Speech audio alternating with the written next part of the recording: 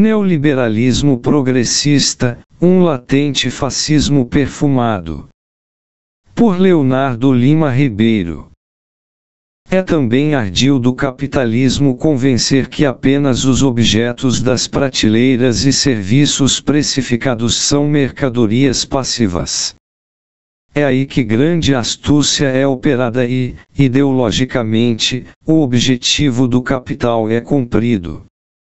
Afinal de contas, uma das maiores astúcias do capital é convencer as pessoas de que são humanas e livres, em vez de serem as principais mercadorias submetidas ao atacado ou varejo artificial como porta de entrada civilizada da opressão e exploração social. Lá onde somos mercadorias mensuradas na forma de salário e operações correspondentes de tempo de trabalho socialmente necessário, não há humanidade possível. Nós somos as principais mercadorias operadoras da reprodução do capital, e não os objetos e serviços que adquirimos. Em realidade, eles são frutos de nosso autoabate.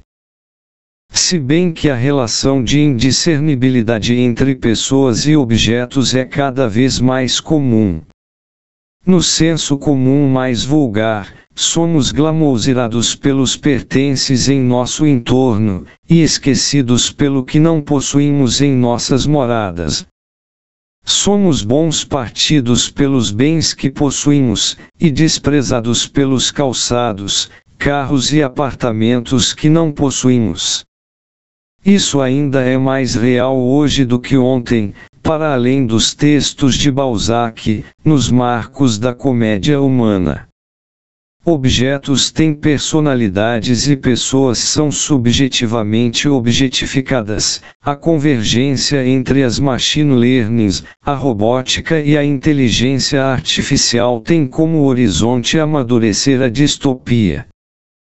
Mike Davis, 2020, confirma: a automação, é claro, tem sido uma estrela da morte que se aproxima há gerações, com grandes debates sobre o desemprego tecnológico em todas as décadas modernas. E ainda arremata: nesse mundo espelhado da manufatura, o design auxiliado por computador seria substituído pelo design dirigido por computador, resultando em maior desgaste de empregos de engenharia e linha de montagem na Ásia, bem como na Europa e na América do Norte. Pois bem, reproduzimos os fluxos do capital na esfera dos objetos que se autoconsomem no gasto de energia vital, tanto quanto outros seres vivos inerentes à totalidade do mundo em que vivemos, não são apenas cabeças de gado e as águas que estão precificados. Para tanto, temos preços mais ou menos variáveis, que oscilam para mais ou para menos. Nesse sentido, somos a engrenagem fundamental pela qual, precificados, colocamos a máquina vampiresca para funcionar enquanto indivíduos que extraem de si os gastos mentais e corporais internos com saldo na exteriorização de novos produtos. Estamos assim sob o horizonte da hiperprodutividade e esmagados pela concentração de riquezas que expande a propriedade privada dos meios de produção. Nós somos também meios de produção, designados objetivamente como capital variável ou mercadoria força de trabalho. A diferença dos meios de trabalho, capital constante, somos capital variável. Embora hoje, na era do descarte do sem nada, querem produzir humanoides, capital constante, objetivando a substituição acelerada de capital variável / mercadoria força de trabalho. Ou seja, espelho de nós mesmos sob o léxico indexador bárbaro e inumano, e excludente de vidas nos marcos do capital.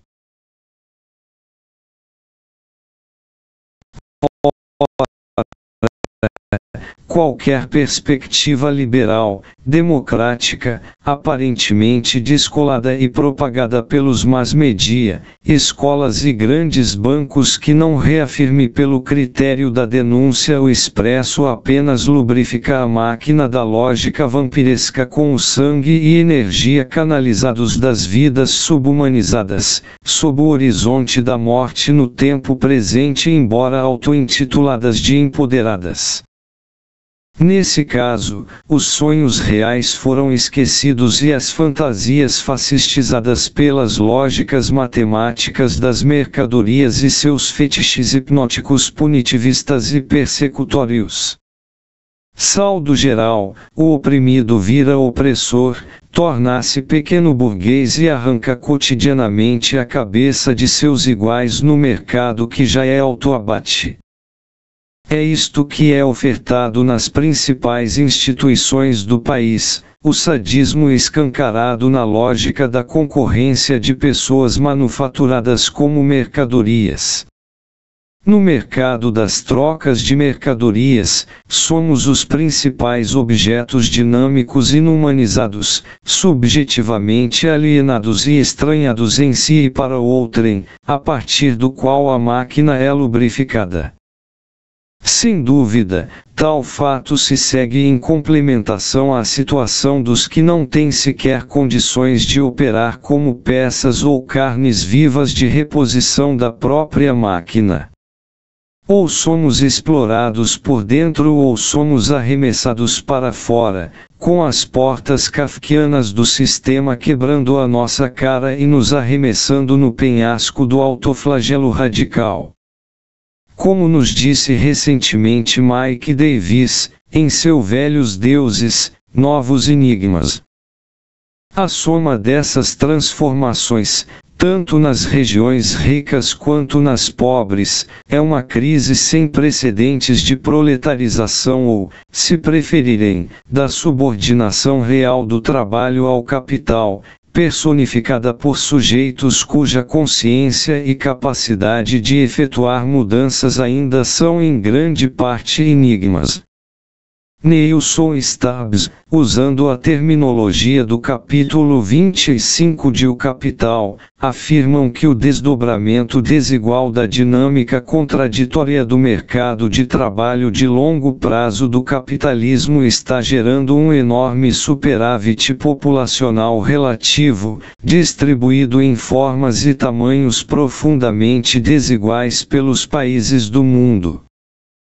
Já é maior que o exército ativo e deve crescer ainda mais no futuro a médio prazo.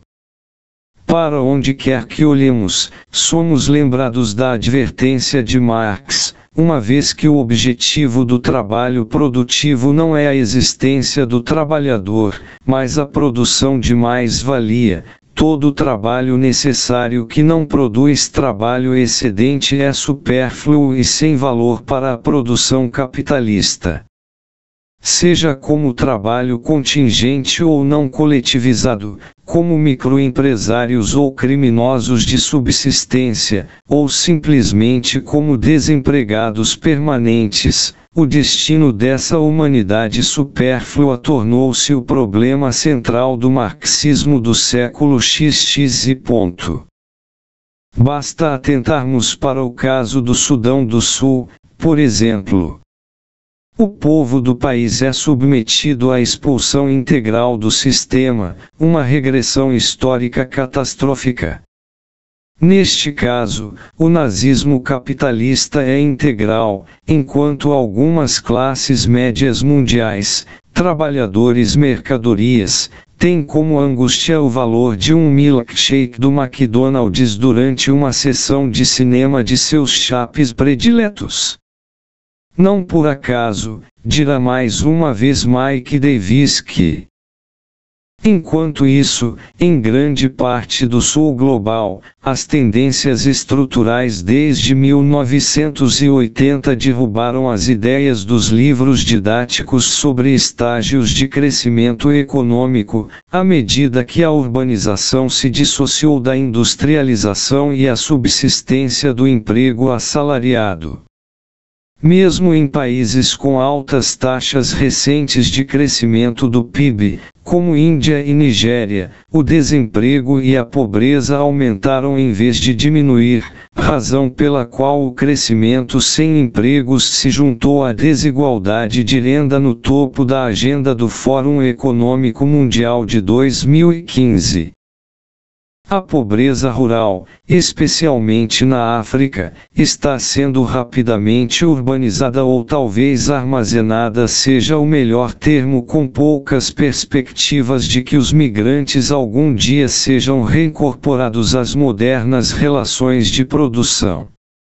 Seus destinos são os miseráveis campos de refugiados e favelas periféricas desempregadas, onde seus filhos podem sonhar em se tornar prostitutas ou carros-bomba. Tal processo ocorre diferencialmente em cada país, mas a dinâmica é a mesma. Repetem sua diferença na mesmidade, levando em consideração o espelhamento entre suas conjunturas específicas e estrutura capitalista mundial. Em um alto nível de abstração, o atual período de globalização é definido por uma trilogia de economias típicas ideais: superindustrial, costeira da Ásia Oriental, financeira/terciária, Atlântico Norte, e hiperurbanizante/extrativista, África Ocidental. O crescimento sem empregos é incipiente no primeiro, crônico no segundo e praticamente absoluto no terceiro. Poderíamos acrescentar um quarto tipo ideal de sociedades em desintegração, apanhadas no vício da guerra e da mudança climática, cuja principal tendência é a exportação de refugiados e mão de obra migrante. De qualquer forma, não podemos mais contar com uma única sociedade ou classe paradigmática para modelar os vetores críticos do desenvolvimento histórico. Mike Davis, Velhos Deuses, Novos Enigmas. Nesse sentido, toda e qualquer perspectiva de esquerda que tente esconder o expresso é reacionária, tirânica, macabra e fascistoide. Em realidade, trata-se de um mecanismo de direita com indumentárias progressistas, ofertadas no mercado das ideias impotentes, metamorfoseadas em segmentos e personas do marketing de conteúdo burguês. Trata-se de mais uma cortina de fumaça a partir do que Nancy Fraser denominaria ironicamente como uma espécie de neoliberalismo progressista, cuja prática pouco difere em essência do fascismo sobrante das ruínas da história que o fez reemergir paulatinamente nos dias de hoje, tanto após a erosão da URSS quanto a partir da expansão geral do American Way of Life como léxico militarista e marketizado do imperialismo estadunidense. Excrescência paradoxal, o neoliberalismo progressista é irmão fraterno às investidas das recentes extremas direitas mundiais. E mesmo lá onde diz a elas se opor se trata de uma blitzkrieg capitalista ultra-reacionária, cujo objetivo máximo é, ao ocupar o vácuo político deixado pelas esquerdas mundiais mais combativas, ser a expressão do sequestro colonial da consciência crítica das massas subsumidas aos mecanismos do capital. Como recentemente muito bem intuiu Slavoj em seu recente escrito Barbie não consegue lidar com a verdade, não apenas escapamos para a fantasia para evitar o confronto com a realidade, mas também escapamos para a realidade, empírica e banal, para evitar a verdade devastadora sobre a futilidade de nossas fantasias.